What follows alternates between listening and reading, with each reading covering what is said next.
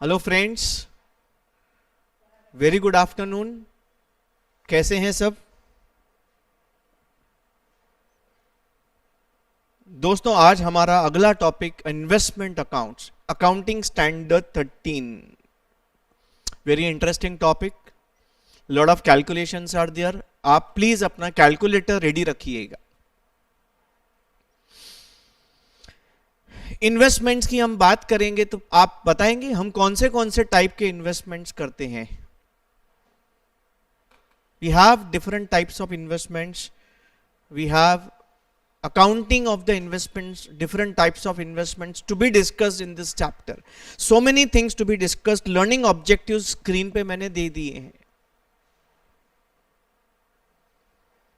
तो पहले हम इन्वेस्टमेंट्स के बारे में एक ओवरऑल बात करते हैं, फिर स्पेसिफिकली इन्वेस्टमेंट्स जो आते हैं उनके बारे में बात करते हैं, फिर उसकी अकाउंटिंग की बात करेंगे, उसकी कॉस्ट की बात करेंगे, वैल्यूएशन की बात करेंगे, हर चीज की बात करेंगे। दोस्तों, जो भी चीज हम डिस्कस करेंगे is all given by our accounting standard number 13, AS 13, related to investments. तो दोस्तों, apart from your practical topic, आपका अकाउंटिंग स्टैंडर्ड भी चालू हो गया दोस्तों डिस्कशन में। अब ध्यान देना बच्चों, वेरी गुड, ओके। आप सिक्योरिटीज में इन्वेस्ट करते हैं, वेरी गुड वैभव। प्रॉपर्टी में इन्वेस्ट करते हैं, आप फिक्स डिपॉजिट में इन्वेस्टमेंट करते हैं, बहुत अच्छा। पहले बताओ इन्वेस्टमेंट क्यों करते हैं? इन्वेस्टमेंट क्यों करते हैं आप इन्वेस्टमेंट क्यों करते हैं? What is the purpose of making investments? Main purpose number one, very good. Investment करने का सबसे पहला इंपॉर्टेंट पर्पस है टू अर्न इनकम,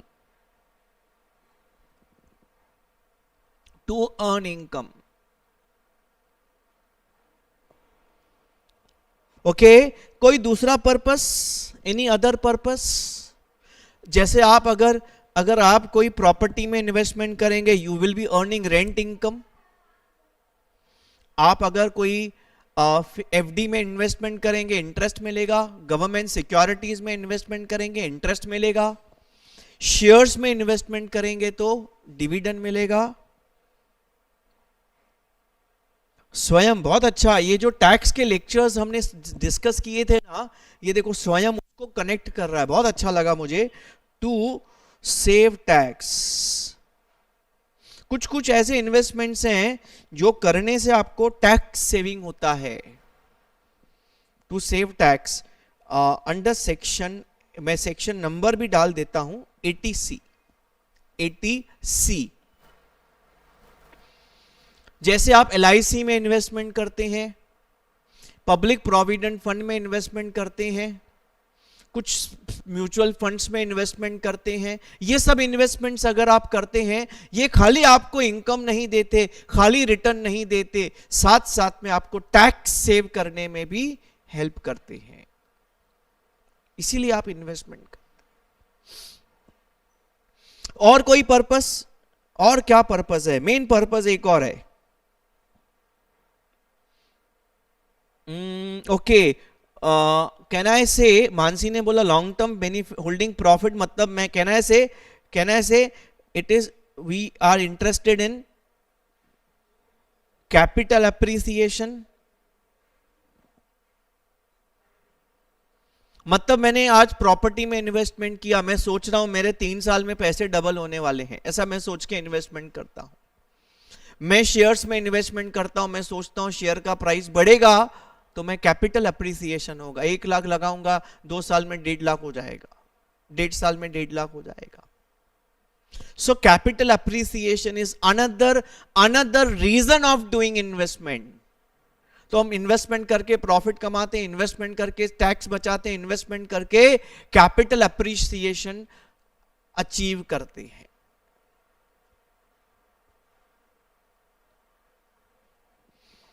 किधर किधर इन्वेस्टमेंट कर सकते हैं?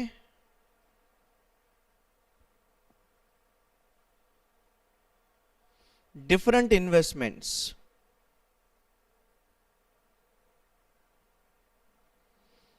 Examples, different investment examples. आप किधर किधर इन्वेस्ट करते हैं बच्चों? अभी अभी हमने डिस्कस किया, वो सब नाम लिखेंगे। नंबर 1 यू कैन से आप शेयर्स में इन्वेस्टमेंट कर सकते हैं, बहुत बढ़िया। आप debentures, shares of company, debentures of company में इन्वेस्टमेंट कर सकते हैं, बहुत अच्छा। बॉन्ड्स में इन्वेस्टमेंट कर सकते हैं, बॉन्ड्स। और आप प्रॉपर्टी में इन्वेस्टमेंट कर सकते हैं, आप म्यूचुअल फंड्स में इन्वेस्टमेंट कर सकते हैं, आप गवर्नमेंट सिक्योरिटीज आती हैं, ये बहुत ही जबरदस्त इन्वेस्टमेंट्स हैं, गवर्नमेंट सिक्योरिटीज में इन्वेस्टमेंट कर सकते हैं। ओके, आप पब्लिक डिपॉजिट्स में इन्वेस्टमेंट कर सकते हैं, ये मैं डिबेंचर्स के साथ रखूंगा।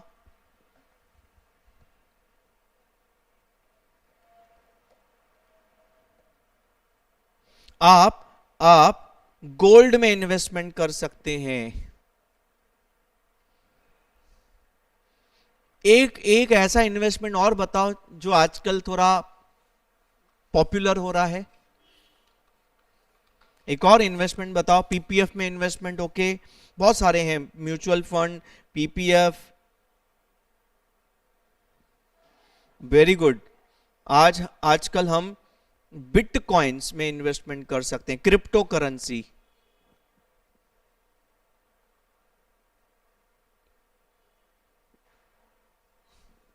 ये बहुत ही रिस्की है, बहुत ही डेंजर इन्वेस्टमेंट्स में आता है ये। बहुत सारे और इन्वेस्टमेंट्स आते हैं कंपनीज में, जैसे आपके बैंक्स में जैसे डेरिवेटिव्स हैं, ये सब बहुत सारे इन्वेस्टमेंट्स आते हैं, बहुत सारी चीजें आती हैं। यू हैव कमोडिटी मार्केट, आप कमोडिटी मार्केट में इन्वेस्टमेंट कर सकते हैं। You can by gold, you can buy silver, you can by many commodities. इतने सारे इन्वेस्टमेंट्स हैं, और इन्वेस्टमेंट का एक ही पर्पस है, इनकम कमाना, कैपिटल अप्रिसिएशन दूसरा, टैक्स सेविंग तीसरा। कौन सा इन्वेस्टमेंट कितना रिटर्न देगा, it all depends on the risk involved in that investments. आप ज्यादा रिस्क वाले इन्वेस्टमेंट्स में पैसा लगाएंगे तो ज्यादा रिटर्न आएगा, लेकिन डूब भी सकता है, डूब भी सकता है पैसा। ठीक है बच्चों?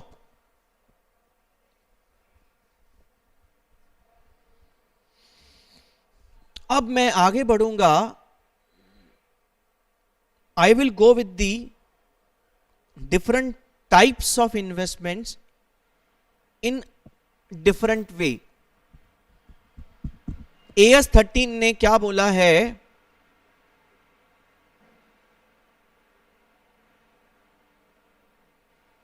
बेसिकली इन्वेस्टमेंट्स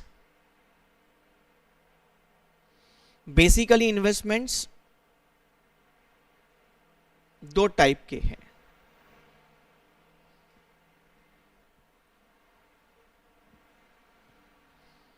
बेसिकली इन्वेस्टमेंट्स दो टाइप के हैं। एक आपके हैं करंट इन्वेस्टमेंट्स,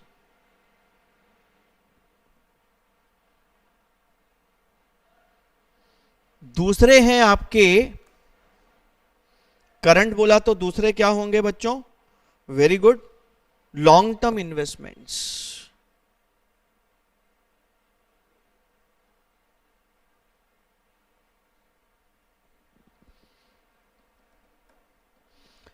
AS 13 बोलता है इन्वेस्टमेंट दो टाइप के हैं, करंट और लॉन्ग टर्म। जो हमारे करंट इन्वेस्टमेंट्स होते हैं, क्या होते हैं? What do you mean by current investments? Yes, current investments मतलब held for less than 12 months,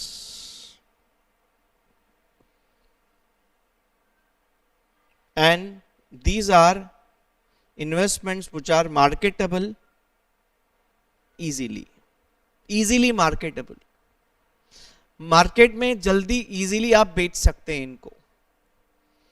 और आपका इंटेंशन क्या है, इसको आप 12 महीने के अंदर बेचने का इच्छा रखते हैं, your intention is to sell within 12 months.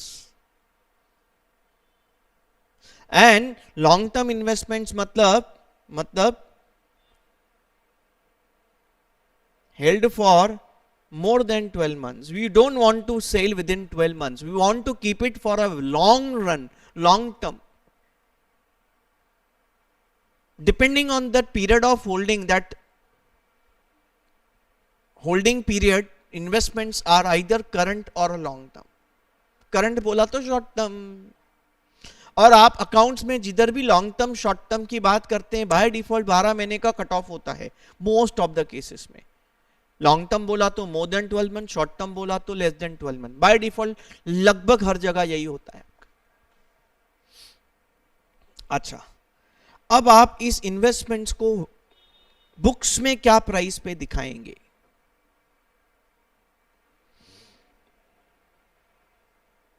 Initial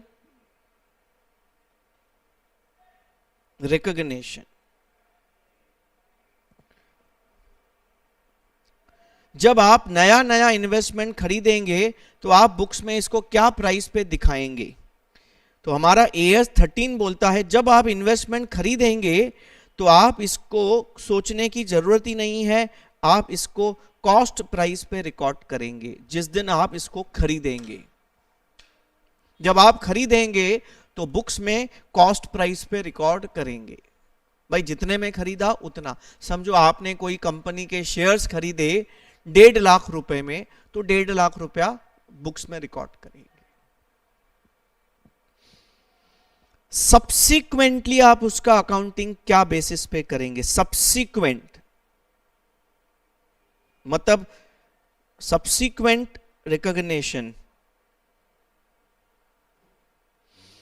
normally this subsequent means at year and.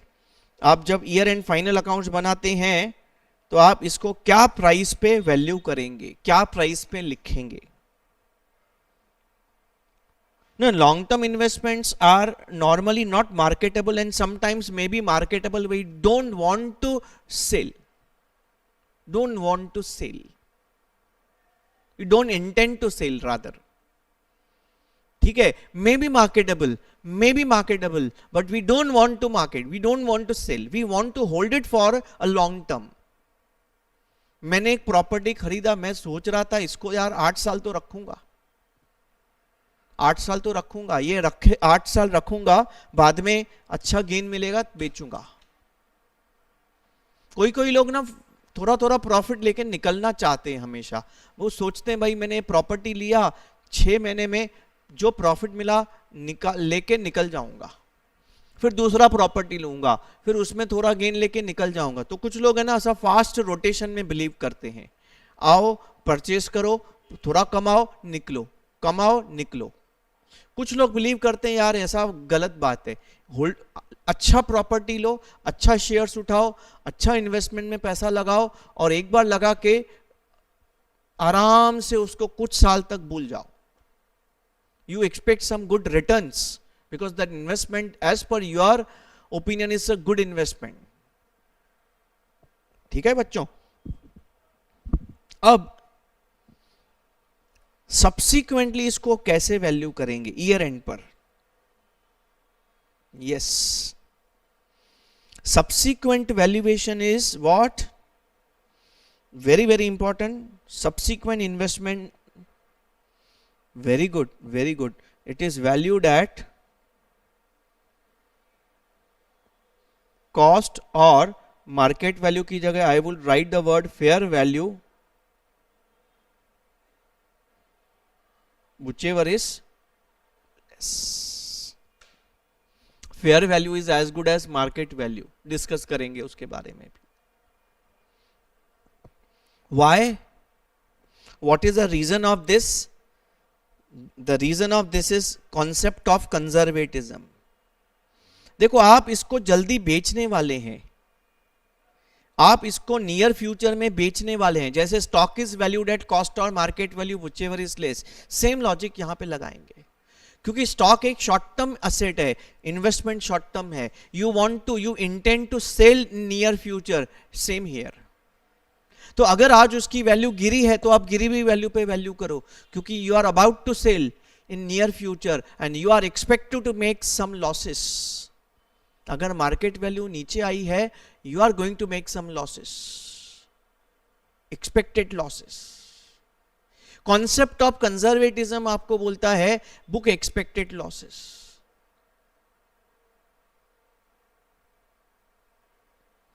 सो यहां पे आप कौन सा कॉन्सेप्ट लगा के इसको ऐसे वैल्यू करते हैं बच्चों? कौन सा कॉन्सेप्ट लगा दिया आपने? Concept of, yes, conservatism.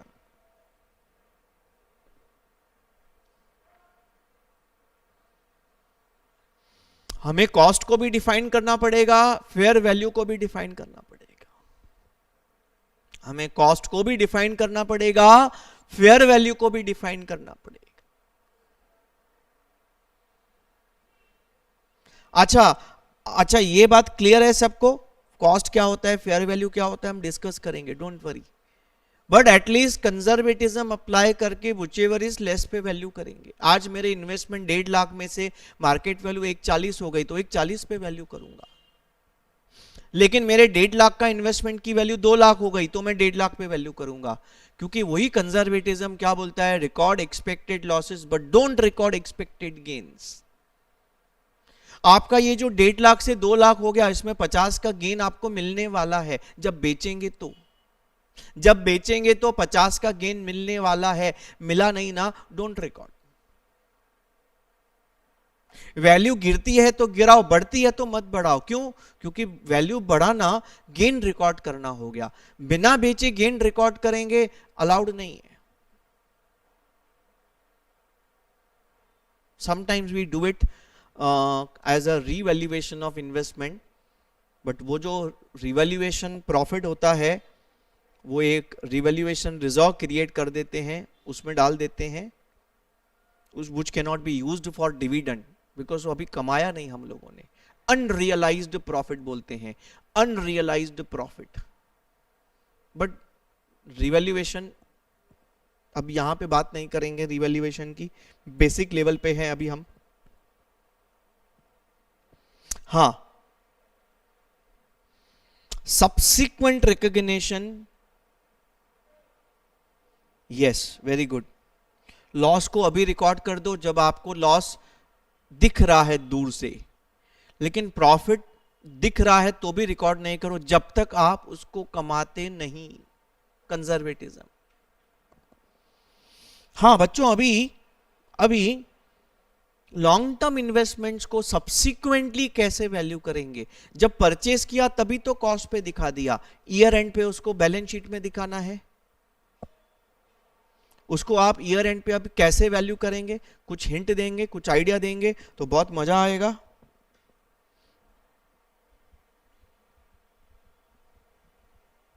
बहुत अच्छा वैभव, कहां से पढ़ा वैभव तुमको ये मालूम है? तो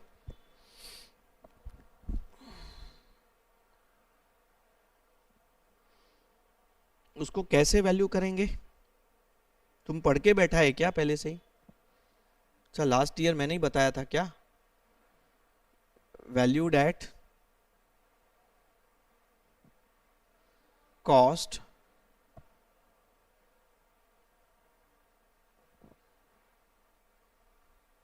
इंपॉर्टेंट नोट्स आप यहां पे ध्यान करेंगे. एनी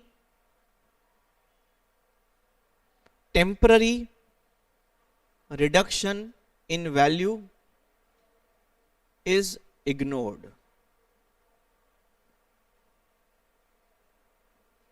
मतलब समझो आपका इन्वेस्टमेंट का वैल्यू गिर गया, मार्केट फ्लक्चुएशन है, बढ़ भी सकता है, गिरेगा बढ़ेगा. शेयर मार्केट ऊपर नीचे होता रहता है, प्रॉपर्टी मार्केट भी ऊपर नीचे होता रहता है. अगर ये फ्लक्चुएशन मार्केट फ्लक्चुएशन है, भूल जाओ ना, आपको बेचना थोड़ी. अभी जब आपको बेचना नहीं है तो आप फ्लक्चुएशन को क्यों देख रहे हैं? जितने में लिया दिखाते जाओ. but any permanent reduction in value should be deducted. Permanent reduction in value क्या होता है, ध्यान से समझो। देखो क्या है, हमने जिस कंपनी के शेयर्स खरीदे, हमने तो सोचा भाई इसको 5 साल तो बेचेंगे नहीं, अपने पास रखेंगे, अपने को तो बहुत बहुत ज्यादा प्राइस पे बेचना है, इसको बहुत कमाना है इसमें हमें। लेकिन क्या हुआ ना, इस साल कंपनी का एक बहुत बड़ा फैक्ट्री जल गया, जल के खाक हो गया। अब इतना बड़ा नुकसान हो गया कंपनी का, इसकी वजह से उसका प्राइस नीचे आ गया। अब ये जो प्राइस नीचे आया ना, ये टेम्पररी नहीं है, अब नुकसान तो हुआ ही हुआ ना। आज कंपनी का 50 करोड़ का नुकसान हो गया, पूरा मशीन जल गया, फैक्ट्री का हालत खराब हो गया, फर्नीचर जल गया, पूरा वापस बनाना पड़ेगा। 50 करोड़ के अब तो 80 करोड़ लगेगा नया सब लेने में, 100 करोड़ लगेगा नया सब लेने में। कहने का मतलब है कि कंपनी का ये बहुत बड़ा नुकसान हो गया, जिसकी वजह से जो प्राइस गिरेगा ये टेम्पररी नहीं है, ये परमानेंट है, ये परमानेंट है। बात समझ रहे मैं क्या बोलना चाहता हूं? देखो, जस्ट मार्केट फ्लक्चुएशन है, मार्केट गिरता है तो अपना शेयर भी गिरता है, मार्केट उड़ता है तो अपना शेयर भी उड़ता है, ये मार्केट फ्लक्चुएशन इग्नोर करेंगे। लेकिन कंपनी के अंदर ऐसा कुछ हुआ है, कंपनी में फ्रॉड डिटेक्ट हुआ, फ्रॉड डिटेक्ट होने से मार्केट में कंपनी का नाम खराब हो गया, मार्केट प्राइस दक करके नीचे आ गया। उसका बेस्ट एग्जांपल्स आपके सामने बैंक्स हैं, जो बैंक्स में जैसे DHFL बैंक्स हैं जिसमें आपको फ्रॉड्स मिलते हैं, उसकी प्राइस नीचे आ जाती है लिटरली। अब ये रिडक्शन परमानेंट होता है, वापस उसी प्राइस पे जाना उसके लिए बहुत डिफिकल्ट काम रहता है। बात समझ रहे हैं कि नहीं? तो अगर आपके पास अनिल अंबानी कंपनी के शेयर्स हैं तो आपके पास वो परमानेंट रिडक्शन वाले केस में जाएंगे, क्योंकि वो कंपनीज आस्ते आस्ते बैंकरप्ट होती जा रही हैं, बंद होती जा रही हैं। ये परमानेंट रिडक्शन है आपका, तो आप वैल्यू गिरा सकते हैं। बात समझ रहे हैं कि नहीं? तो this is how we have investments, types of investments, how do we value these investments. Initially क्या प्राइस पे दिखाएंगे, सब्सिक्वेंटली क्या प्राइस पे उसको रिकॉग्नाइज करेंगे। कैपिटल लॉस, यस, ये हमारा कैपिटल लॉस है, राइट ऑफ कर देंगे, पीएनएल में ट्रांसफर कर देंगे इस डिफरेंस को। जो भी आपकी प्राइस नीचे आती है, इस लॉस को आप किधर ट्रांसफर करेंगे, पीएनएल में ट्रांसफर करेंगे।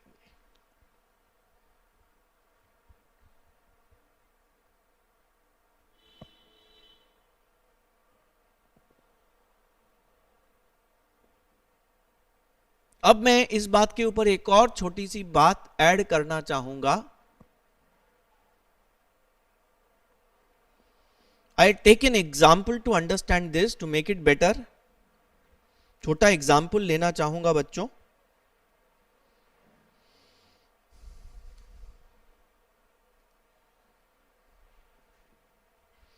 समझो आपने कोई एक इन्वेस्टमेंट परचेज किए, आपने 1 जून 2020 में ना इन्वेस्टमेंट परचेज किए,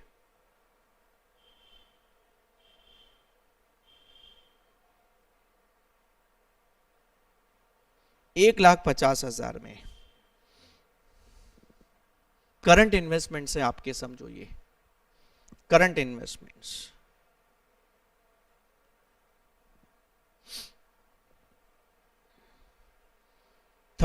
मार्च, ये मैं डेट थोड़ा पीछे ले लेता हूं, 1 जून 2018, 31 मार्च 2019 इसकी fair value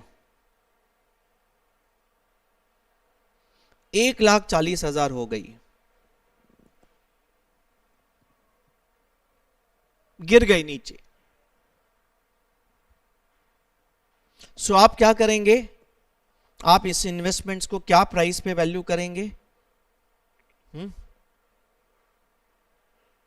value investments at 140 whichever is less. आप इस इन्वेस्टमेंट्स को 140 पे वैल्यू करेंगे and 10,000 loss transfer to profit and loss account. कौन बोलता है इसको प्रॉफिट एंड लॉस अकाउंट में लेके जाना? AS 13 बोलता है।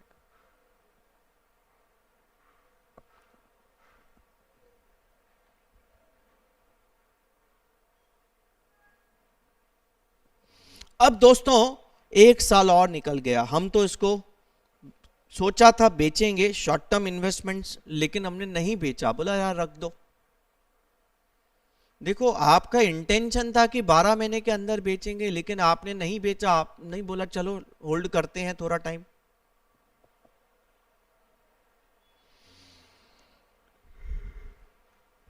अब दोस्तों इस डेट को इसकी फेयर वैल्यू जो है ना अब बढ़ के ना 1,55 हो गई। अभी क्या करेंगे?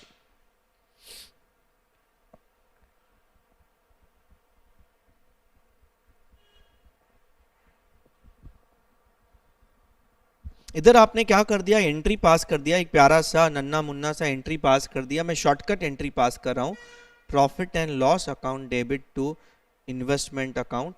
10,000 का लॉस बुक किया और वो PNL में ट्रांसफर कर दिया, PNL account debit to investment account. अब आपने क्या किया, अगले बार जब उसको वैल्यू किया तो उसकी फेयर वैल्यू अभी कॉस्ट के ऊपर चली गई। Company started doing better now.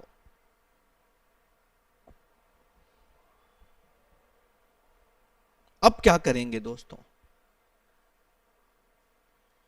अब AS 13 क्या बोलता है, आप अभी चाहें तो जितना आपने लॉस पहले बुक किया था वो आप लॉस को रिवर्स कर सकते हैं।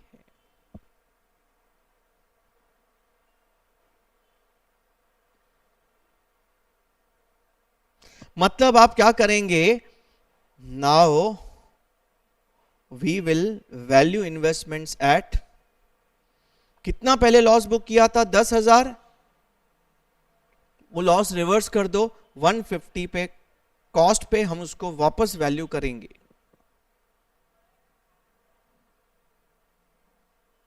वन 155 पे नहीं वैल्यू कर सकते बिकॉज कॉस्ट के ऊपर नहीं लेके जा सकते जब तक बेचा नहीं।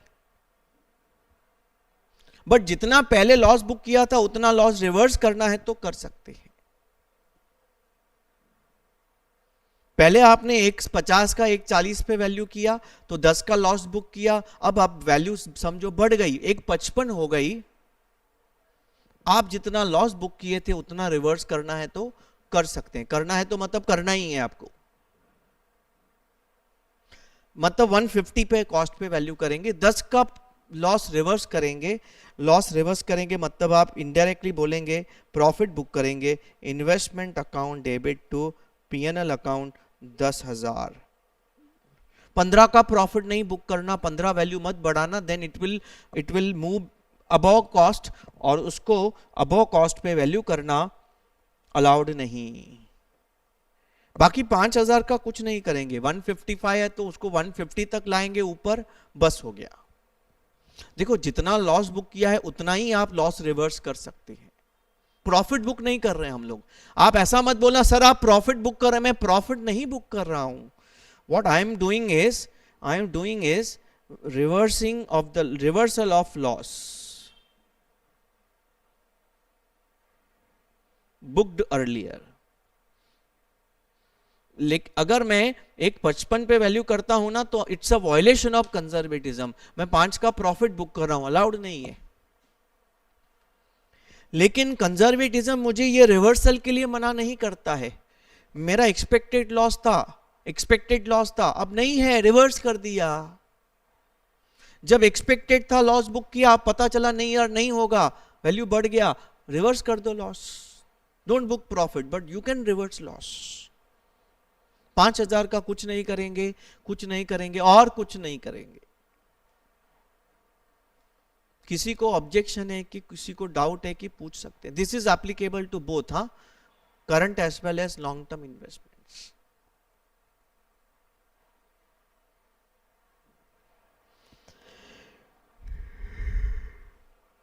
कुछ नहीं करेंगे ना, उसका क्या कुछ भी नहीं करेंगे। अरे देखो वो प्रॉफिट है, प्रॉफिट बुक थोड़ी करना है अपने को, अभी बेचा थोड़ी अपने को। 5 का प्रॉफिट है, 1.50 के ऊपर जो 1.50 में लिया था, 1.55 अभी वैल्यू है, तो 5 का एक्सपेक्टेड प्रॉफिट है। एक्सपेक्टेड प्रॉफिट इग्नोर करेंगे, एक्सपेक्टेड प्रॉफिट इग्नोर करेंगे। आप वो बुक नहीं कर सकते अभी, जब तक इन्वेस्टमेंट्स बेचेंगे नहीं आप वो प्रॉफिट बुक नहीं कर सकते। और ये 10 का मैं प्रॉफिट नहीं बुक कर रहा हूं, ये 10 का मैं प्रॉफिट नहीं बुक कर रहा हूं, क्या कर रहा हूं, जो मैंने लॉस बुक किया था उस लॉस को मैं रिवर्स कर रहा हूं। कोई ऑब्जेक्शन? मतलब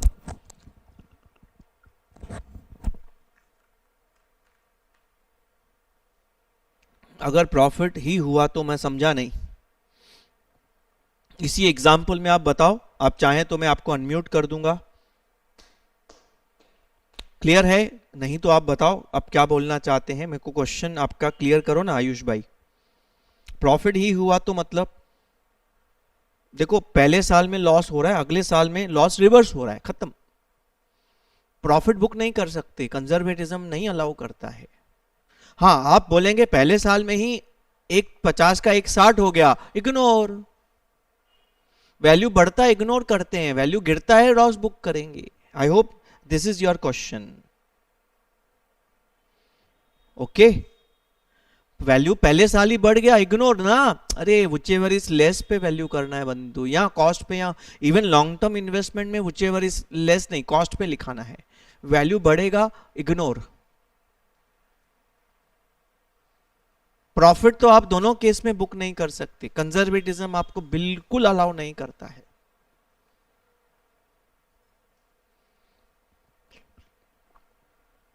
स्पेशल केसेस में आप रीवैल्यूएशन करेंगे थ्रू रीवैल्यूएशन रिजर्व, तो अलग बात है।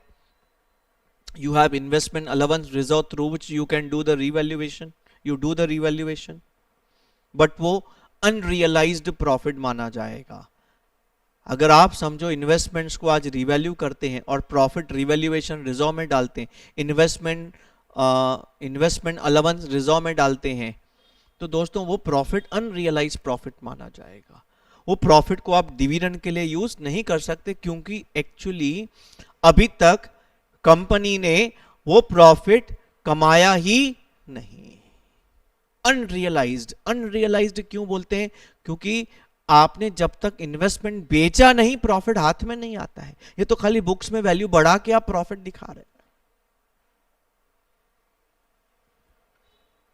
उम्मीद है कि क्लियर है। Okay, now okay, very good.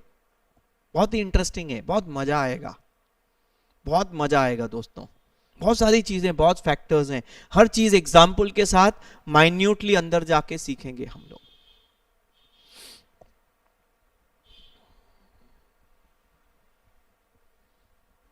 ने बहुत सारे ऐसे बना के रखे हैं पेजेस, आपको लिखने को हुआ तो अच्छी बात है, नहीं हुआ तो कोई दिक्कत की बात नहीं है। अच्छा दोस्तों, अपना अगला कॉन्सेप्ट क्या है, मैंने इधर क्या क्या सीखना है ना वो भी यहां पे लिख दिया है।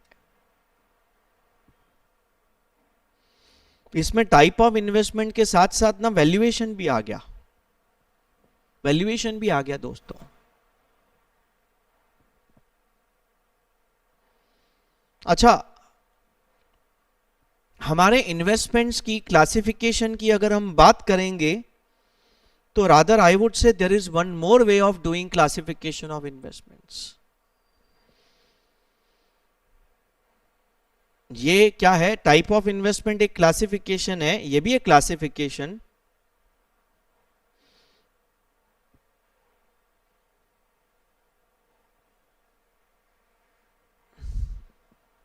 ये मॉड्यूल में नहीं दिया है, एक है ट्रेड इन्वेस्टमेंट्स, एक है non trade investment. Module basically बात करता है करंट और लॉन्ग टर्म, बट और टेक्निकली आप अंदर जाएंगे तो investments can be further classified as trade and non trade.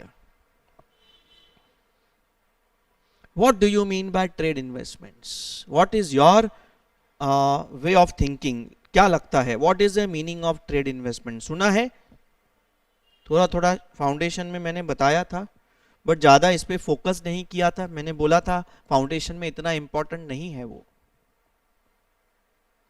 हाँ, फिक्स्ड रेट, फ्लक्चुएटिंग रेट भी हम बात करेंगे, but trade and non trade क्या होते हैं? ट्रेड इन्वेस्टमेंट्स मतलब ये वो इन्वेस्टमेंट्स हैं which are related to business होते हैं और नेसेसरी फॉर बिजनेस।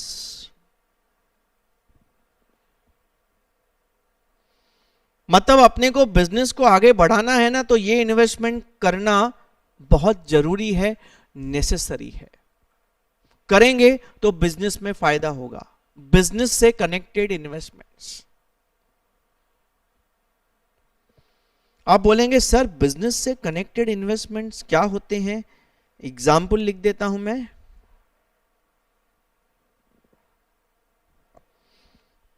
जैसे मैं बोलूंगा इन्वेस्टमेंट इन सब्सिडियरी कंपनी,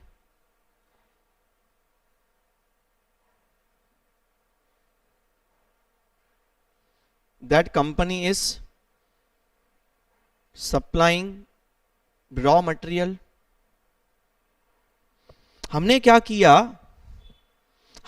किया, हम हमारे बिजनेस में रॉ मटेरियल जिससे खरीदते थे वो कंपनी खरीद लिया, उसके शेयर्स खरीद लिए। क्यों खरीद लिए? देखो वहां से अपना मेजर रॉ मटेरियल आता था,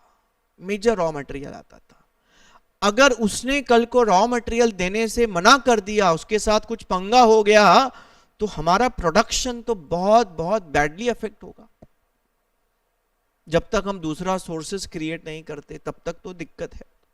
हमने सोचा यार एक काम करते ना, ये जो रॉ मटेरियल कंपनी हमको सप्लाई करती है, इस कंपनी को उठा लेते, इसके हम 60% शेयर्स खरीद लिए हमने, उसको अपनी सब्सिडरी कंपनी बना दी। अब क्या होगा? अब ये मेरा इन्वेस्टमेंट है और मैंने क्यों किया? मेरे बिजनेस को सपोर्ट करने के लिए ये मैंने बिजनेस किया। अब वो कंपनी वही करेगा जो मैं बोलूंगा, क्योंकि मैं उसका मेजर ओनर हूं, मैं उसका होल्डिंग पेरेंट हूं। ट्रेड मतलब related to business. Trade word से मीनिंग निकालना है आपको।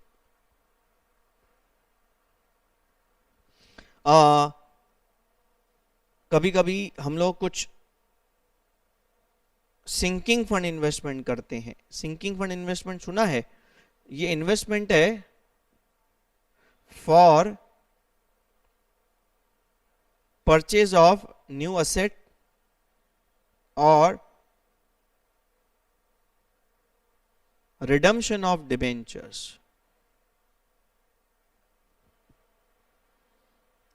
देखो क्या होता है, मेरे पास ना मेरी फैक्ट्री में एक बहुत बड़ा मशीन है, पूरा अपना डिपेंडेंस वो मशीन पे है, और वो मशीन में आता है 2 करोड़ में। वो मशीन आता है 2 करोड़ में, जिसकी लाइफ 10 साल है। तो मुझे पता है कि ये मशीन के बिना बिजनेस तो चलेगा नहीं, लेकिन ये बहुत बहुत बहुत महंगा मशीन है।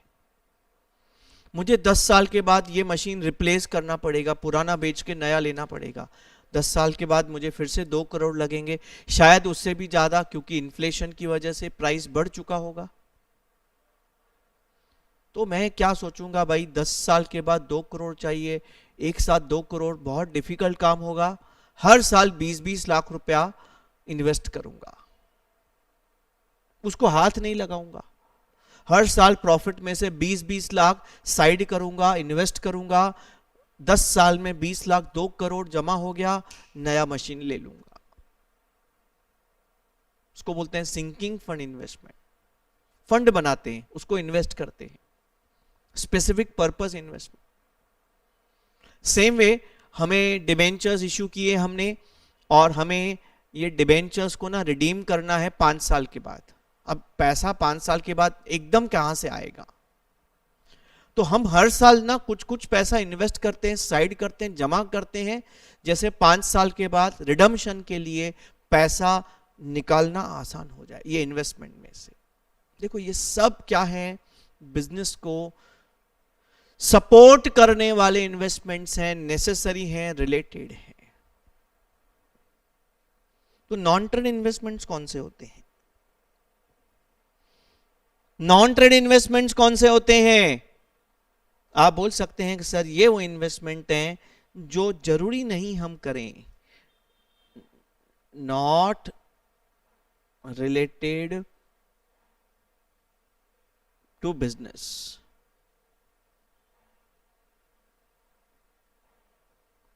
Done out of surplus funds. हमारे पास पैसा पड़ा है बहुत सारा, प्रॉफिट कमाया, लेकिन अब खर्चा तो किया, उसके बाद बच गया, क्या करेंगे? इन्वेस्ट कर देंगे, शेयर्स ले लेंगे, प्रॉपर्टी में पैसा डाल देंगे। बिजनेस से कनेक्टेड नहीं है। मेरे पास सरप्लस फंड्स हैं, मेरे पास बहुत पैसा है, मैंने बहुत कमाया है, बिजनेस में नहीं चाहिए, क्या करूंगा? बाहर इन्वेस्ट कर दूंगा, बाहर इन्वेस्ट कर दूंगा।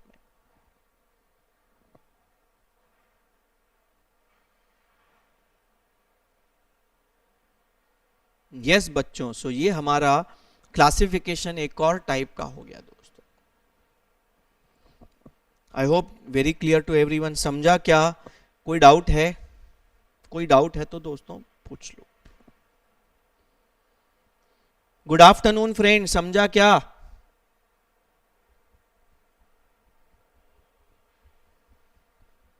देखो आज थोड़ा सा भाषण वाला लेक्चर होगा, लेकिन काफी इंटरेस्टिंग है ये भी।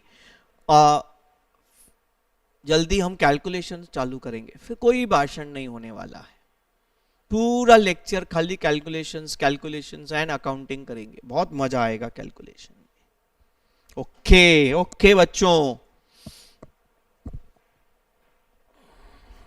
चलो बहुत बढ़िया। उम्मीद है कि जल्दी हम क्लासरूम में मिलेंगे, ऐसा बहुत बड़ा उम्मीद आया है कि जल्दी हम क्लासरूम में मिलेंगे।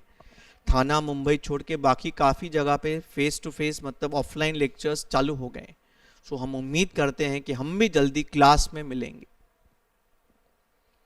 बट उम्मीद है कि ये टीचिंग भी आपको दिक्कत नहीं दे रहा, बिकॉज हम बहुत अपनी टेक्नोलॉजी यूज़ कर रहे हैं, जिससे एज अ बोर्ड करके हम अच्छे से ट्राई कर रहे हैं, पूरी कोशिश कर रहे हैं कि लेक्चर्स सिस्टमैटिकली कंडक्ट करें। अपने को और पेज ऐड करने पड़ेंगे।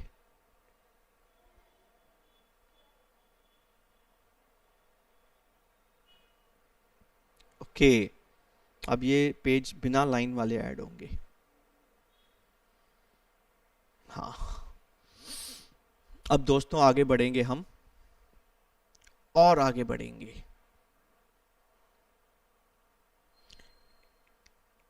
इन्वेस्टमेंट्स की और क्लासिफिकेशन करेंगे। सर क्या कर रहे हैं, कितनी क्लासिफिकेशन करेंगे?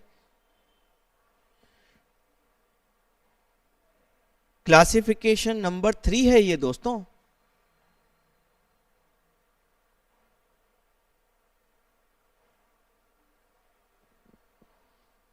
तीसरा क्लासिफिकेशन बोला, तीसरा, हाँ तीसरा क्लासिफिकेशन आपने ही बताया सर, अभी अभी आपने ही बताया तीसरा classification. What is that classification?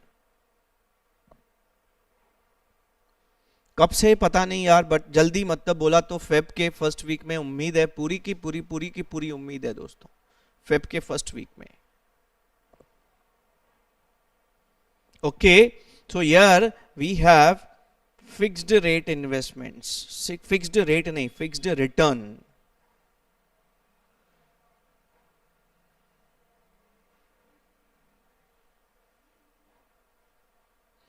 और दूसरा है, ये अपना सबसे इंपॉर्टेंट है, सबसे important classification is this, fluctuating return investments, fixed return investments और फ्लक्चुएटिंग रिटर्न इन्वेस्टमेंट्स। मतलब ये इन्वेस्टमेंट्स जो आपको फिक्स्ड रिटर्न देते हैं, जैसे आपको फिक्स्ड इंटरेस्ट देंगे या फिक्स्ड डिविडेंड देंगे।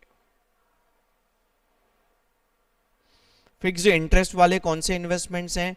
Investment in debentures, bonds, government securities. हाँ, फिक्स्ड डिविडेंड देने वाले हैं एक ही हैं, preference shares.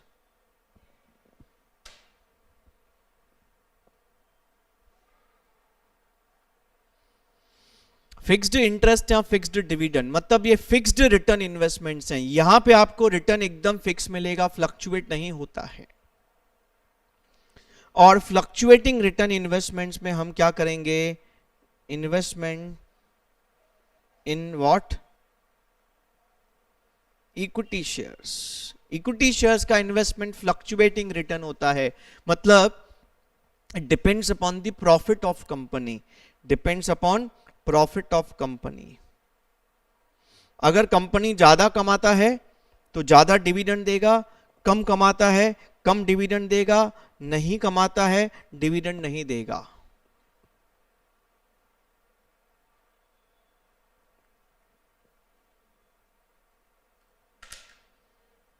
I hope you are able to understand. और हमारे पूरे चैप्टर में हम इन दोनों की ही बात करेंगे। पहला मेरा 50% चैप्टर क्या बात करेगा? फिक्स्ड रिटर्न इन्वेस्टमेंट्स की बात करेगा। बाकी 50% चैप्टर फ्लक्चुएटिंग रिटर्न इन्वेस्टमेंट्स की बात करेगा। That's all.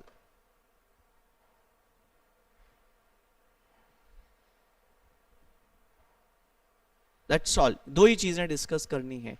दोनों के अपने अपने रूल्स हैं, दोनों की अपनी अपनी अकाउंटिंग है, अपना अपना एक तरीका है कैलकुलेशंस का।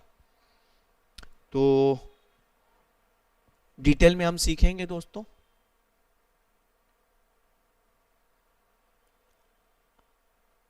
हमने अभी थोड़ी देर पहले डिस्कस किया कि इन्वेस्टमेंट पहले पहले कॉस्ट पे रिकॉर्ड होते हैं। इन्वेस्टमेंट्स हम कॉस्ट पे रिकॉर्ड करते हैं। तो दोस्तों अब हमें यह भी सीखना पड़ेगा कॉस्ट मतलब क्या, how do you calculate your cost.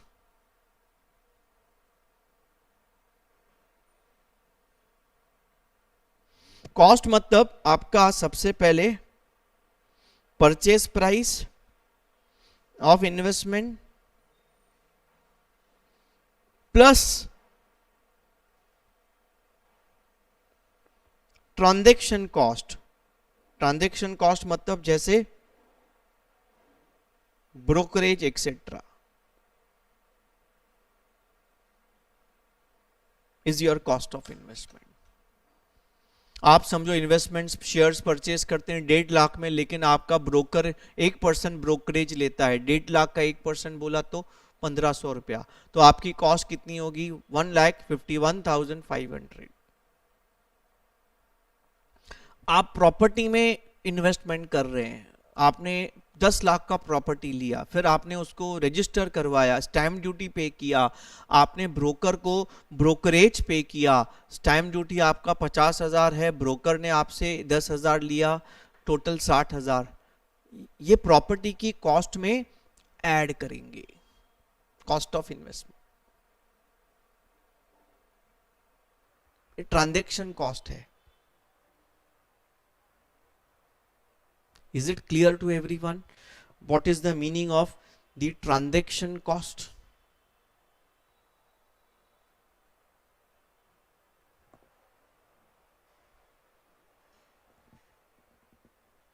So this is how we calculate cost of investment. Let it be long term, let it be short term, the calculation of cost would remain same.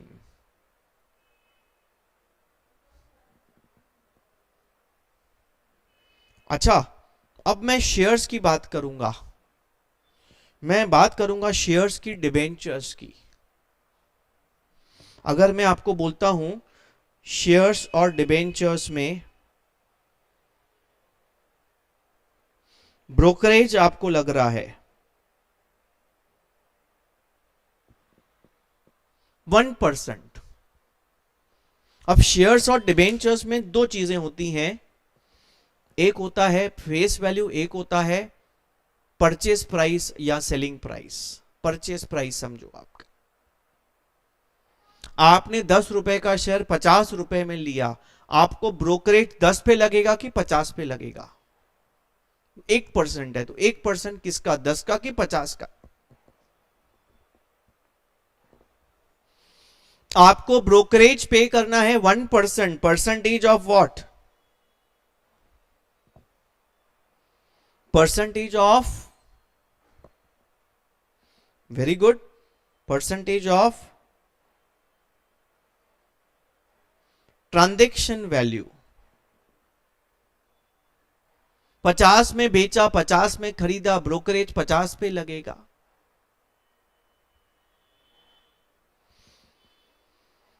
Not on face value, face value पे brokerage नहीं लगता है। Face value समझो 10 है तो 10 पे brokerage नहीं लगेगा। आपने डिबेंचर्स खरीदे 100, फेस वैल्यू आपने 105 पे खरीदे तो ब्रोकरेज 105 पे लगेगा, ना कि 100 पे लगेगा। लेकिन कभी कभी क्वेश्चन क्या करता है, कभी कभी क्वेश्चन क्या करता है, बोलता है, खुद ही बोलता है कि यार तुम फेस वैल्यू पे लगाना, बट समटाइम्स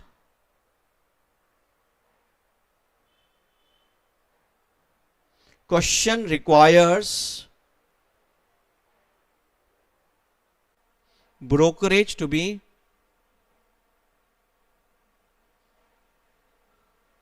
calculated on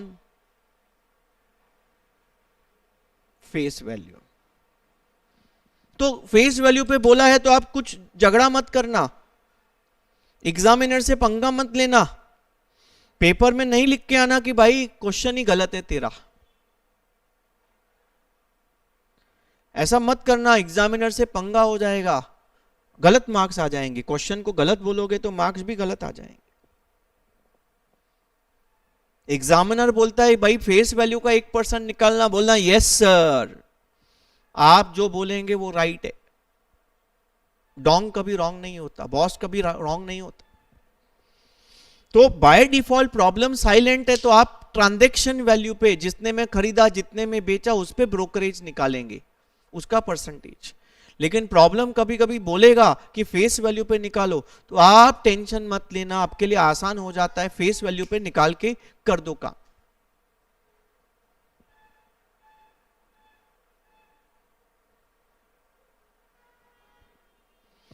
कोई ऑब्जेक्शन नहीं, कोई दिक्कत नहीं, कोई डाउट नहीं, कोई तकलीफ नहीं।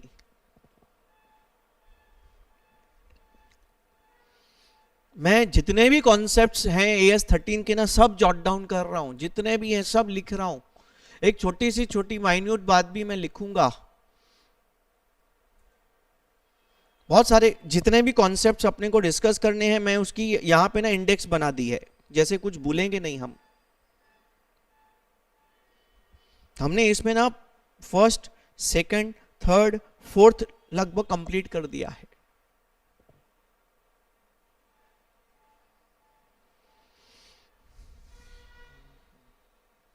सेवेंथ भी एटलीस्ट बात कर लिया है।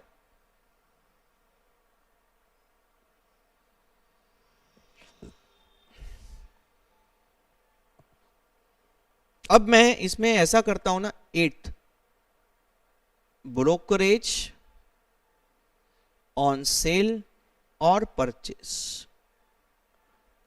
मैं अभी दोस्तों बात करूंगा ब्रोकरेज का इफेक्ट क्या होगा। बोले सर बताया जो, और बताता हूं, और रुको ना यार, और बताना है।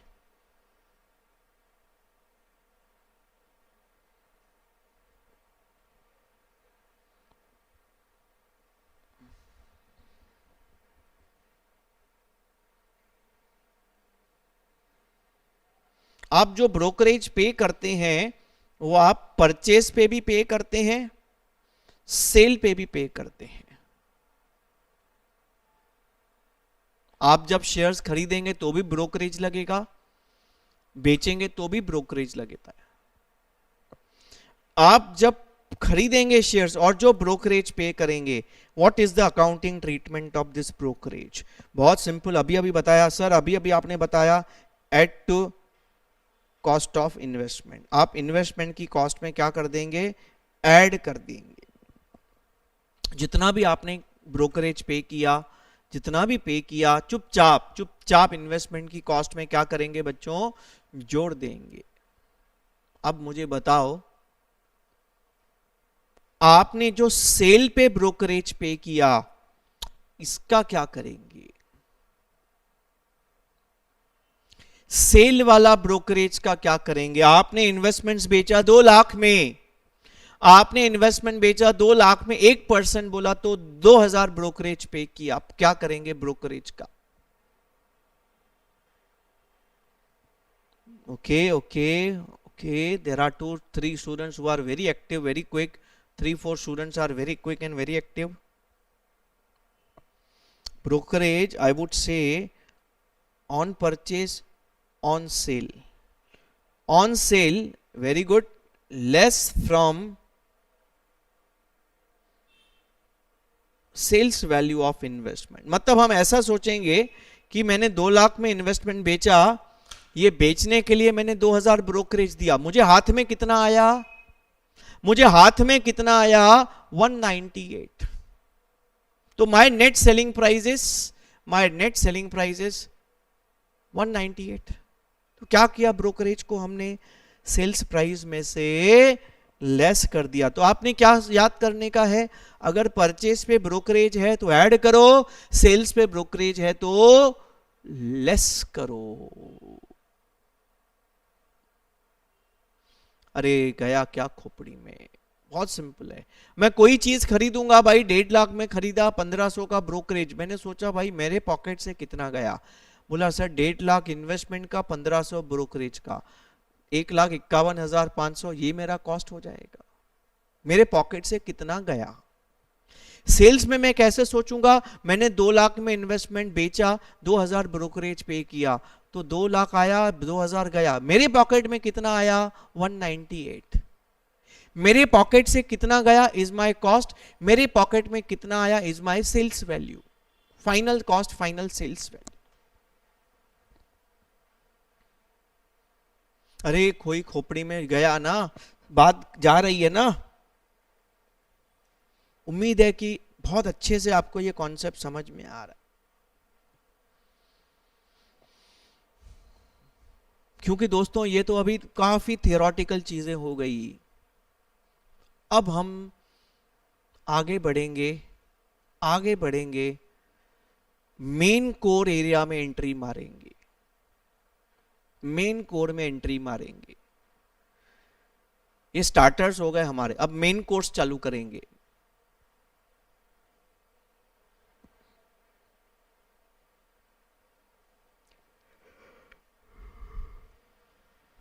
बहुत बढ़िया, बहुत बढ़िया दोस्तों, उम्मीद है खोपड़ी में सब जा रहा है।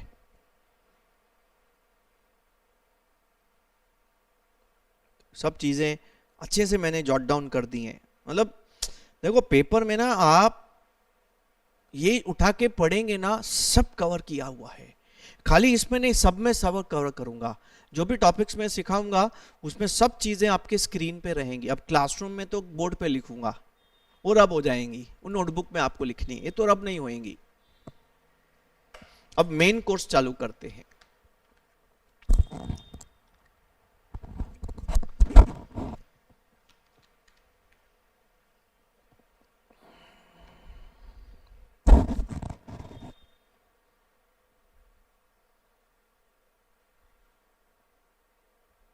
अब दोस्तों यहां पे आगे बढ़ेंगे। हमारा चैप्टर का first half we will be discussing fixed return investments.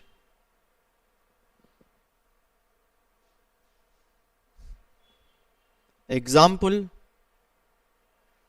Investment in debentures, bonds,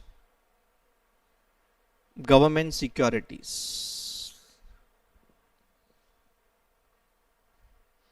आधा चैप्टर इसके ऊपर है, आधा चैप्टर इक्विटी शेयर्स इन्वेस्टमेंट के ऊपर है, आधा आधा डिवाइड किया हुआ है। दोनों बिल्कुल अलग अलग तरीके से रिकॉर्ड होते हैं, बिकॉज दोनों का रिटर्न जो है ना, दोनों में मेजर डिफरेंस है, वो फिक्स्ड है, वो फ्लक्चुएटिंग। और इक्विटी शेयर्स में और 50 कॉन्सेप्ट्स आते हैं, राइट शेयर्स होते हैं, बोनस शेयर्स होते हैं, पता नहीं क्या क्या होता है।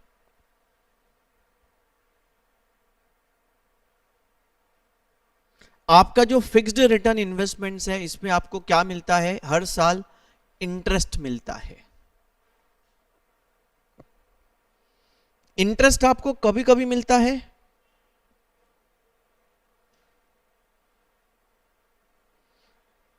Yes, either annually, half yearly और क्वार्टरली। आपने किसी कंपनी के डिबेंचर्स में इन्वेस्ट किया, आपने गवर्नमेंट सिक्योरिटीज परचेज किया, आपको इंटरेस्ट मिलेगा, कभी कभी मिलेगा साल में एक बार, या आधा आधा 2 बार, या 4 पार्ट्स में डिवाइड करके every quarter you receive interest. Most of the problems में हमारा जो डेटा रहेगा उसमें you will be receiving interest half yearly, most of the problems में हाफ ईयरली। क्वार्टरली का तो प्रॉब्लम है नहीं, but mainly half yearly most of the problems में।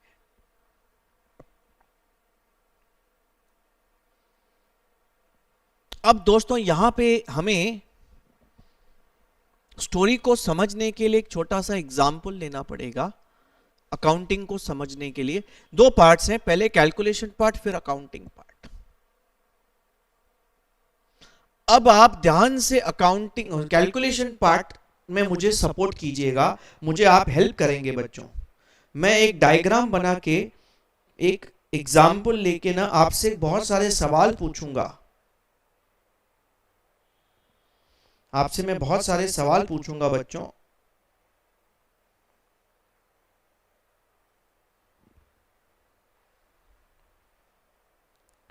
ये एक फाइनेंशियल ईयर है, फॉर एग्जाम्पल आपका फाइनेंशियल ईयर स्टार्ट होता है यहां से, खत्म होता है यहां पे। समझो आपका फाइनेंशियल ईयर की आप बात करते हैं 1/4/19 से लेके 31 मार्च 20, ये आपका फाइनेंशियल ईयर है। अब दोस्तों रोबोटिक वॉइस आ रहा है अभी,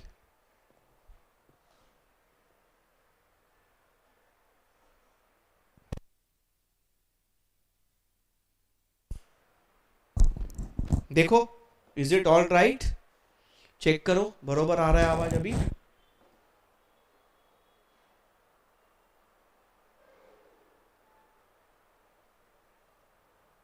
if it is all right then I will continue और will see. Now clear? Okay okay, मुझे लगता है आस्ते बोलना पड़ेगा, हमारा माइक थोड़ा ज्यादा मजबूत है। ओके चलो बात करते हैं अभी इन्वेस्टमेंट की। उम्मीद है सबको क्लियरली आवाज सुनाई दे रहा है।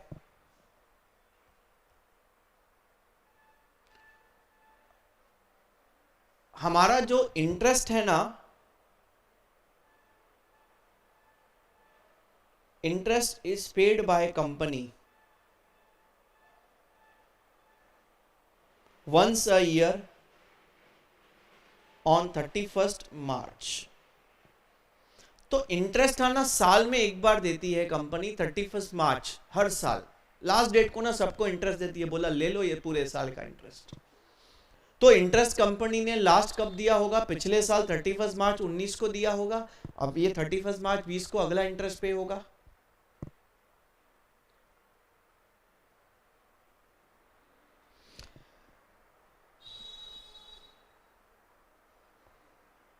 1 जुलाई 2019 को 1 जुलाई 2019 को हमारा पप्पू ने, हम कौन है, हम पप्पू हैं, पप्पू ने परचेज किया। अच्छा, ये डिवेंचर्स का नाम दे देते हैं, आई वुड से 12% डिवेंचर्स इन x limited. X limited company के 12% डिवेंचर्स हैं जो इन्वेस्टमेंट है।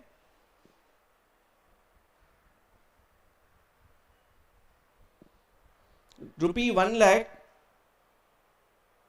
12% डिवेंचर्स फ्रॉम लालू।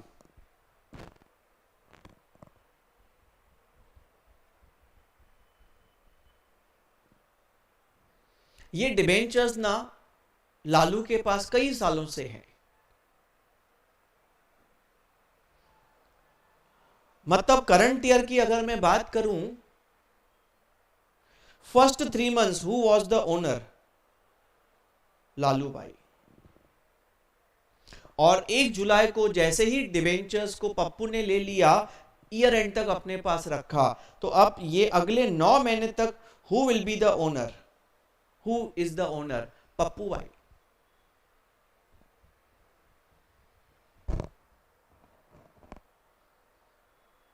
कौन है ये ओनर? पहला 3 महीना ओनर इज लालू। 1 जुलाई को यही डिबेंचर्स लालू ने पप्पू को बेच दिए, तो 1 जुलाई से मार्च तक ओनर कौन होगा? पप्पू भाई। 31 मार्च 2020 आ गया, इस डिबेंचर पे 12% इंटरेस्ट मिलेगा, 12%, 1 लाख पे 12,000 रुपया। मेरा आपसे ये सवाल है, ये इंटरेस्ट किसको मिलेगा? ऑप्शन 1 पप्पू को पूरा इंटरेस्ट मिलेगा। ऑप्शन 2 लालू को 3 महीने का, पप्पू को 9 महीने का इंटरेस्ट मिलेगा। कंपनी इंटरेस्ट किसको देगी? कंपनी इंटरेस्ट किसको देगी? इंटरेस्ट इज पेड टू,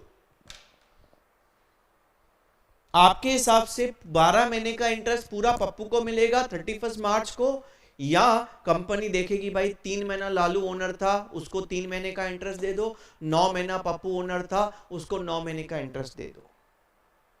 हमारे पास 3 बच्चों के आंसर आए हैं, खाली 3 बच्चों के आंसर नहीं चाहिए ना यार, सोचो। आंसर करेंगे ना तो मजा आएगा, आंसर करेंगे तो मजा आएगा बच्चों। ये बहुत ही इंटरेस्टिंग टॉपिक है, मजा आएगा, को बता रहा हूं, बहुत मजा आएगा। मैं भी कोने कोने से उठा के सब चीजें डाल देता हूं आपकी स्क्रीन पे। हाँ, तो हमारे सब दोस्तों का मानना है कि इंटरेस्ट पूरा पप्पू को, लालू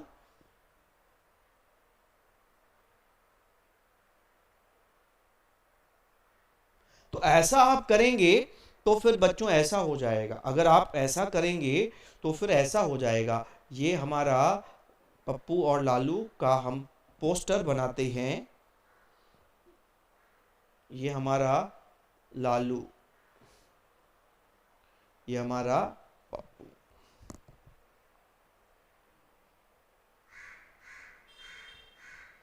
आपके कहने के मुताबिक ये इंटरेस्ट किसको दिया जाएगा? आप बोलते हैं सर पप्पू को दिया जाएगा फॉर ऑल 12 मंथ्स, ऐसा ना?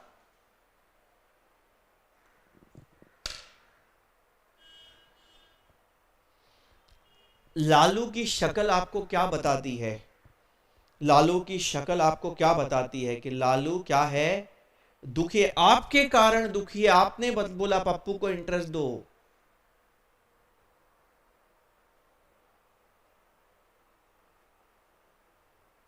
लुट गया बेचारा। हाँ बताओ अभी क्या करेंगे? आप भी मस्त कलाकार लोग हैं। चलो वो कंपनी के बाहर मोर्चा निकाला, हे कंपनी कंपनी मुझे 3 महीने का इंटरेस्ट दो, हे कंपनी कंपनी मुझे 3 महीने का इंटरेस्ट दो, 3 महीना मैं ओनर था। कंपनी बोलती है नहीं नहीं, हे लालू लालू आप इंटरेस्ट नहीं ले सकते, क्योंकि रूल बोलता है ड्यू डेट ऑफ इंटरेस्ट वाले दिन, ड्यू डेट ऑफ इंटरेस्ट वाले दिन जो ओनर है पूरा इंटरेस्ट उसको देंगे। बोला ऐसा क्यों? बोला देख लालू भाई तू समझ बात को, ये तो एक बार सेल हुआ, कल को अगर ये डिबेंचर पूरे साल में 1000 बार बेचा किसी ने, तो ए ने बी को, बी ने सी को, सी ने डी को, डी ने ई को, ई ने एफ को, एफ ने जी को, जी ने एच को, ऐसा घूमता रहा घूमता रहा घूमता रहा। अब कहां से सब ओनर्स को ढूंढेंगे बैठ के यार? पॉसिबल ही नहीं है। हम तो भाई सिंपल बात है, इंटरेस्ट वाले दिन कौन ओनर है, आओ इंटरेस्ट लेके जाओ।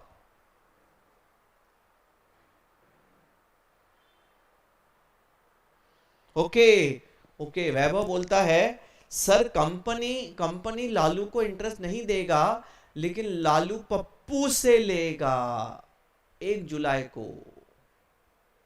लालू जब पप्पू को डिबेंचर बेचेगा बोलेगा भाई मेरे को 3 महीने का 3000 इंटरेस्ट देना, देना मतलब देना।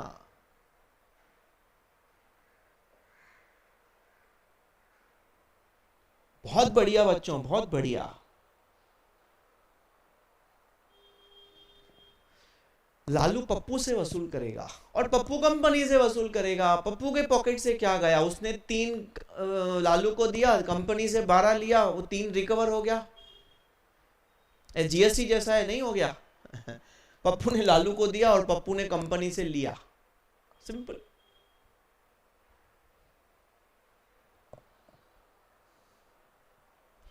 दोस्तों यहां पे ना हमारा डिस्कशन एकदम बेस्ट पॉइंट के ऊपर आके रुका है। ये जो डिबेंचर्स पप्पू खरीदेगा, ऑप्शन 1। अच्छा मैं ना इसकी बाजू में ना प्राइस लिख देता हूं, प्राइस लिख देता हूं @ ₹102 पर डिबेंचर।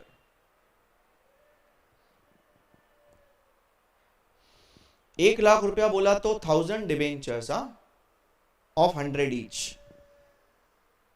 1000 डिबेंचर 100 वाले 1 लाख रुपया फेस वैल्यू के, लेकिन खरीदा कितना, 102 में।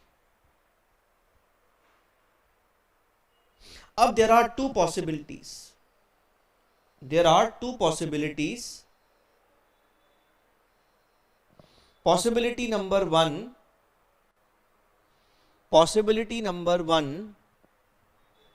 पप्पू पास हो गया।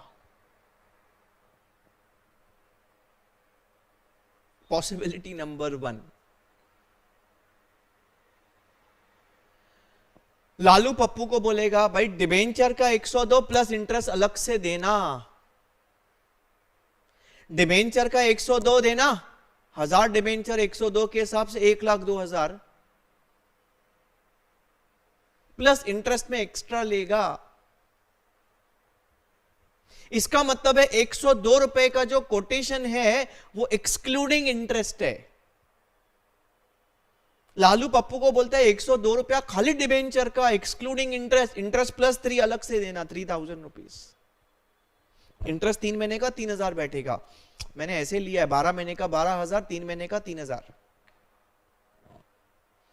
12,000। तो there is a possibility number 1, ये जो 102 है एक्स इंटरेस्ट प्राइस है। एक्स इंटरेस्ट प्राइस का मतलब है डिबेंचर का 1000 डिबेंचर का 102 रुपया पे किया जाएगा प्लस इंटरेस्ट अलग से 3000 लिया जाएगा। बोला तो 1,03,000 रुपये, सॉरी 1,03,000 नहीं, मतलब पप्पू लालू को 1,05,000 पे करेगा।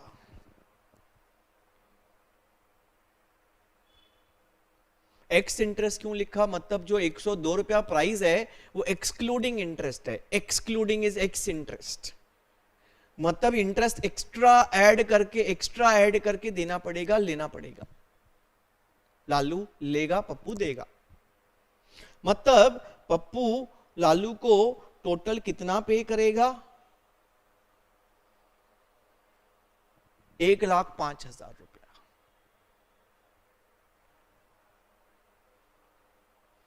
बोला सर फिर दूसरा कोटेशन क्या है, दूसरा कोटेशन जो है वो थोड़ा डिफरेंट है।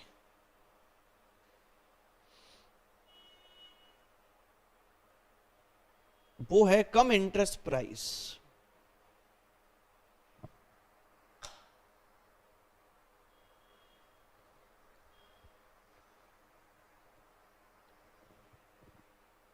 अरे हाँ वैभव, आप लास्ट टाइम बैठे थे लेक्चर में, बरोबर।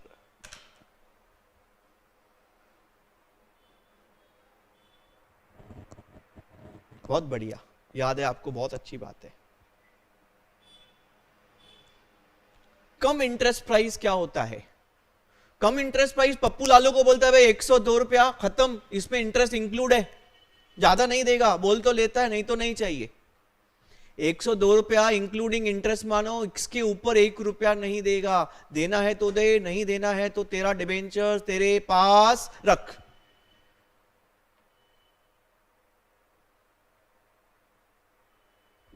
लालू ने बोला यार ठीक है, ठीक है भाई, पैसे का नीड है तू ले यार, टेंशन मत कर।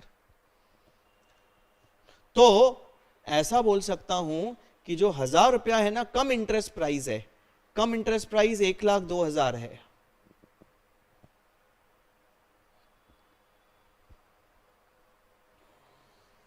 अच्छा, इसमें इंटरेस्ट कितना इंक्लूड है, 3,000। इसका मतलब है डिबेंचर्स का कितना पैसा लिया,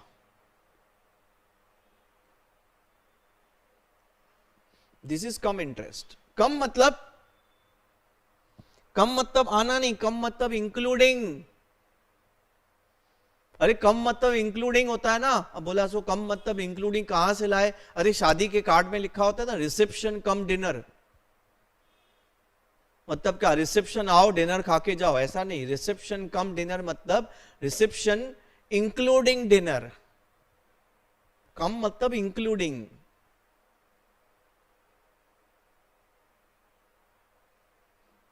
अरे खोपड़ी में जा रहा है कि नहीं, खोपड़ी में गया कि नहीं, मतलब सेकंड केस में क्या होगा ना, पप्पू लालू को 1,02,000 देगा, बोलेगा इसमें इंटरेस्ट इंक्लूड है 3,000, इसका मतलब है डिवेंचर का 99,000 देगा।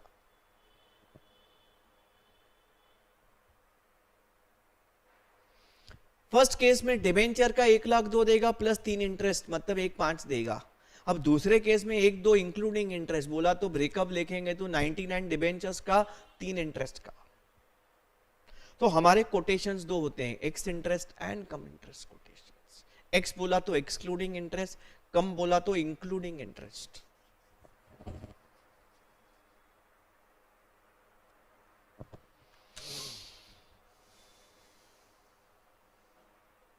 यहां तक कुछ समझा क्या आपको, यहां तक कुछ समझा क्या?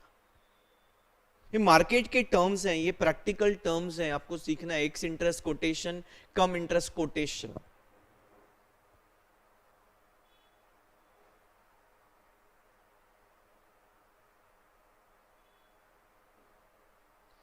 that depends, Muskan, that depends on the, you can say, transaction negotiation between Pappu and Lalu. मुस्कान बोलती है कि सर वो वैसे तो लालू को at the year and interest मिलता था, लेकिन अभी जल्दी ही मिल रहा है, तो उसको कुछ चार्जेस कट करके देंगे, नेगोशिएट करेंगे। बहुत अच्छी बात बोली मुस्कान ने, टाइम वैल्यू ऑफ मनी की बात कर रही है।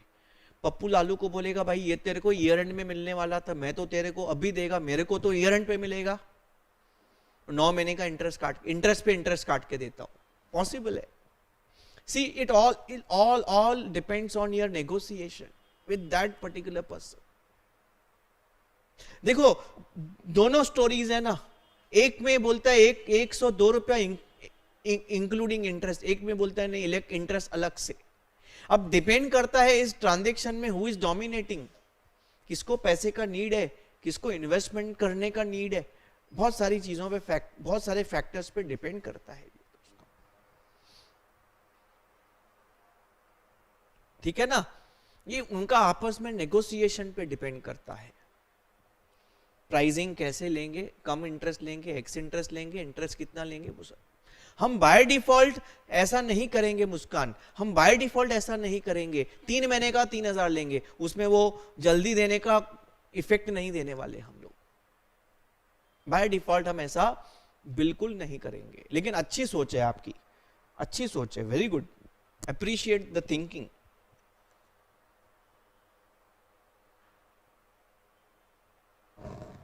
बहुत बढ़िया। अच्छा, अब मैं एक आखिरी सवाल आपसे पूछता हूं, आखिरी सवाल आपसे पूछता हूं।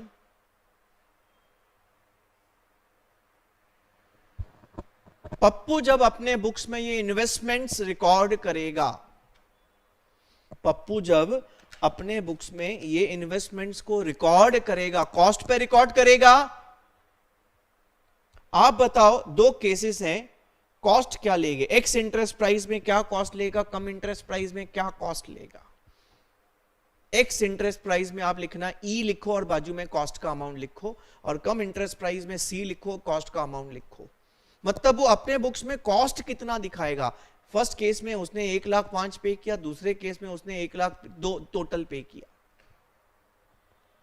आई want you to tell me what is the cost for Pappu for recording in the books of accounts as per AS 13। कोई ब्रोकरेज नहीं है, समझो, इग्नोर करो ब्रोकरेज को। आप मुझे बताओ कॉस्ट कितना दिखाएंगे, बताओ।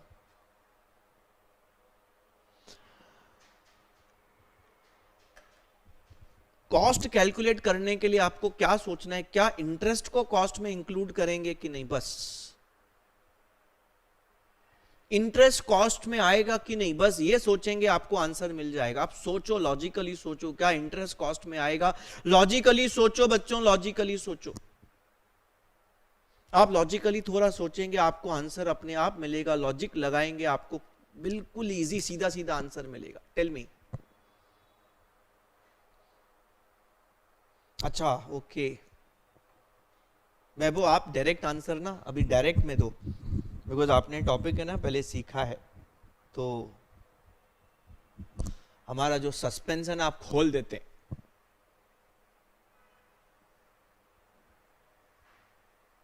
मैं सस्पेंस क्रिएट करता हूं, आप रेक्टिफिकेशन करके सस्पेंस गुम कर देते।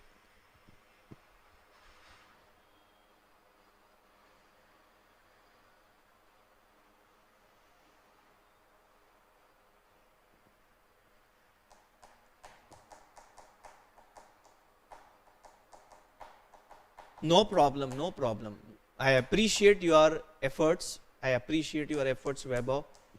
आपको याद है आप efforts डाल रहे हैं। I like the students who put in efforts. I don't like intelligent students. I like the students who are dedicated, who are hardworking, who put in efforts.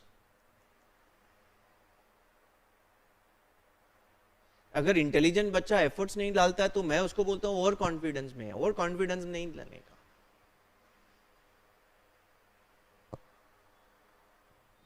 Intelligent बच्चा है, एफर्ट्स डालता है, इंटेलिजेंट कम है, efforts डालता है, मेहनत करता है, डेडिकेशन है, सीखने की इच्छा है, परफॉर्म करेगा।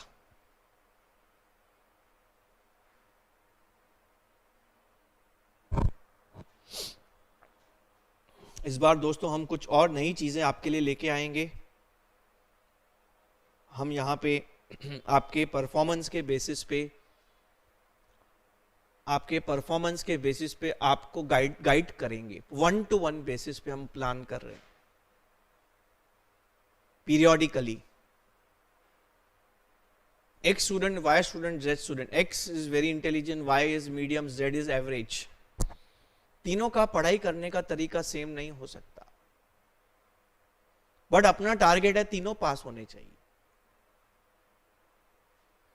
तो हमको क्या करना पड़ेगा, हमें तीनों का स्ट्रेटेजी अलग अलग डिजाइन करना पड़ेगा।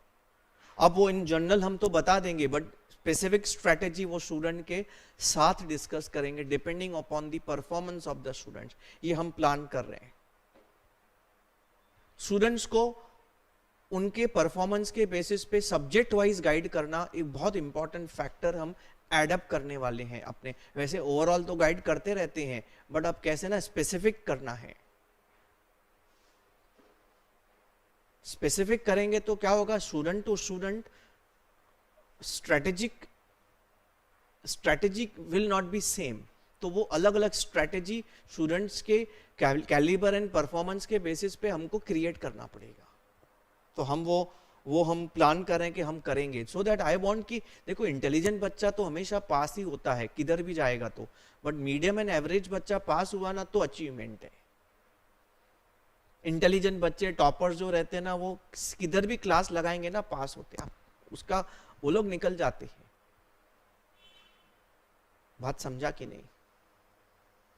चैलेंज क्या होता है, मीडियम एंड एवरेज बच्चे पास होते हैं क्या आपके यहाँ पे, उनके लिए मेहनत करना एक बहुत बड़ा, उनका रिजल्ट लाना एक बहुत बड़ा चैलेंज और अचीवमेंट रहता है। हाँ, तो हमारे कई बच्चों ने किधर एक ही आंसर हितेश भाई ने बोला सर 1,02,000 1,02,000। देखो बच्चे लोग देखो याद रखना, मेरा स्टेटमेंट को याद रखना, interest can not form part of cost. Interest is a revenue item. तो जो भी प्राइस आप कॉस्ट में लेंगे should be excluding interest. According first case में it will be 1,02,000 rupees will be the cost for Pappu. और सेकंड केस में 1,02,000 नहीं होगा, उसमें इंटरेस्ट इंक्लूड है, माइनस करो, 99,000 will be cost for Pappu. Without interest price is cost x interest price. तो जैसे हमारे वैभव ने बताया, हम कंक्लूड करते हैं cost is equal to ex interest price. अब बोलेंगे सर इस बात को थोड़ा सा आप प्रूव करके दिखाओ। बहुत सिंपल लॉजिक बताता हूं मैं आपको, सिंपल लॉजिक बताता हूं। एक बात बताओ, पप्पू ने 1 जुलाई को इंटरेस्ट दिया किसको? लालू को 3,000। 31 मार्च को 3 महीने का दिया पप्पू ने। 31 मार्च को पप्पू को कंपनी से कितना महीने का इंटरेस्ट मिलेगा? 12 महीने का 12,000। यस और नो? अब ये जो 3 महीने का इंटरेस्ट है ना, ये पप्पू का ना इनकम है ना एक्सपेंस है। 3,000 कैसे?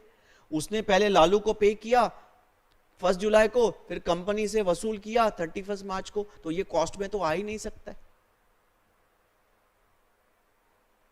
कॉस्ट में तो आ ही नहीं सकता है ये, because ultimately what Pappu is doing, he is paying at the time of purchase and recovering from company on due date. खत्म। क्योंकि कंपनी पप्पू को 12 महीने का इंटरेस्ट देगा, उसमें वो 3 महीने लालू वाले भी इंक्लूड है। तो लालू वाला इंटरेस्ट पप्पू को मिला, उसने ऑलरेडी लालू को दे दिया है, सेट ऑफ हो गया, zero effect.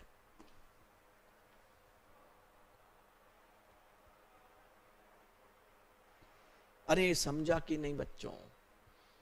Interest can never form part of cost, it should always be taken as a revenue item.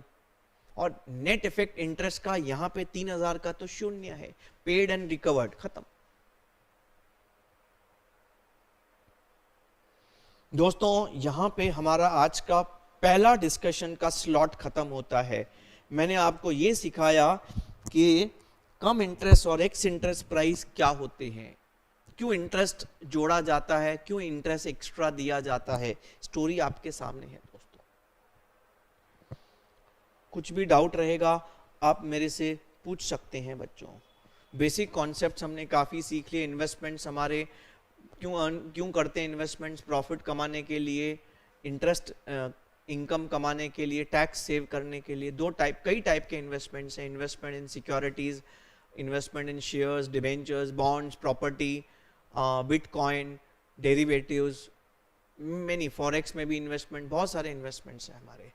उसके बाद हमारे इन्वेस्टमेंट्स दो टाइप के होते हैं, fixed return, fluctuating return. Fixed return में government securities, bonds, preference shares, fluctuating में equity shares. Long term and current investments less than 12 months holding period expected, and expected more than 12 months is long term. Current investments, when you buy, both the investments when you buy value at cost, and subsequently current investments are valued at cost or fair value, whichever is less. And long term investments are valued at cost, but if there is a permanent reduction in the value of the investments, it should be deducted from the cost. Subsequently, if there is reversal, recovery of the, means increase in the value, after reduction increase in the value, then the reversal of loss is to be credited to P&L to the extent loss was debited to P&L. ठीक है, loss P&L में जाएगा, recovery का, reversal का profit P&L में जाएगा आपका। फिर हमने डिस्कस किया trade investment, non trade investments. फिर हमने कैलकुलेशंस की बात की, ब्रोकरेज इन्वेस्टमेंट में कॉस्ट में ऐड करेंगे, सेल्स में से लेस करेंगे। एंड लास्ट में हमने डिस्कस किया कि हमारा कम इंटरेस्ट और एक्स इंटरेस्ट प्राइस क्या होता है। आप बता दूं आपको, हमारे आज के डिस्कशन का सबसे इम्पॉर्टेंट जो पेज है वो ये है, और इसी पेज को हम नेक्स्ट लेक्चर में कंटिन्यू करेंगे, to be continued in the next lecture.